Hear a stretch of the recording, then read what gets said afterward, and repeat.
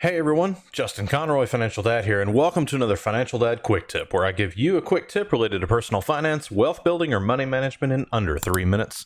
And today, I want to talk about how much money you should be saving for retirement. So here's the deal. If you take the time to do a little bit of research on this topic, what you'll find is that most financial advisors will tell you that you need to be investing somewhere around 15% of your gross annual income into retirement to make sure that you have enough money to live once you retire. But have you ever wondered where that 15% number comes from? See, the thing is that 15% is a general rule of thumb, and honestly, it works for most people. And so I would actually tell you that for most people, you should be investing about 15% of your income. But if you really dig into the math behind that calculation, it's actually not all that hard to understand, and it may yield a result that's either lower or higher depending on your situation. So that's what I want to show you today. I built a spreadsheet calculator to show you this. Let's go to my computer now. This area up here on the left is data entry. So the first thing you enter is your current balance of retirement funds. I'm going to leave it as 0 for now. Then you enter your current age. I'm going to assume that you're 30 years old and you want to retire when you're 60.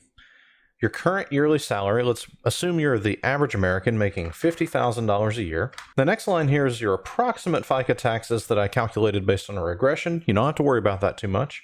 This is the number we're going to play with, your percent salary invested, your yearly expenses in today's money, your monthly expenses in today's money, and your average rate of return for expected investments. Now, the S&P 500 on average grows about 10% per year, so that's what I'm going to use here. Now the only thing we need to do is start playing with the percent salary invested so that we can make sure that this number, this last year of solvency, is long enough to make sure that we can live all the way through retirement.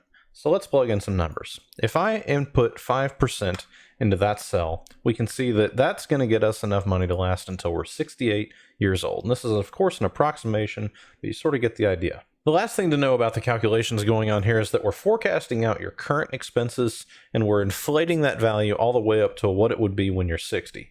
So this isn't an exact science by any means, but it'll give you a good rough ballpark of what you need to do now to make sure that you'll have enough money. So let's go ahead and play with this a little bit more. If we type in 8%, that'll get us up to 104.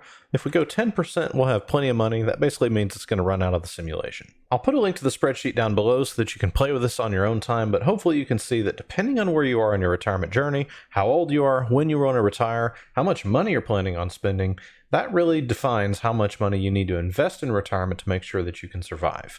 15% is a good rule of thumb, but that may not be the right number for you. If you want more information on this topic, I've got a video I made on this topic that goes into a lot more detail, and I'll put a link to that right here. Thanks everybody for watching. Like and subscribe down below. Have a good day.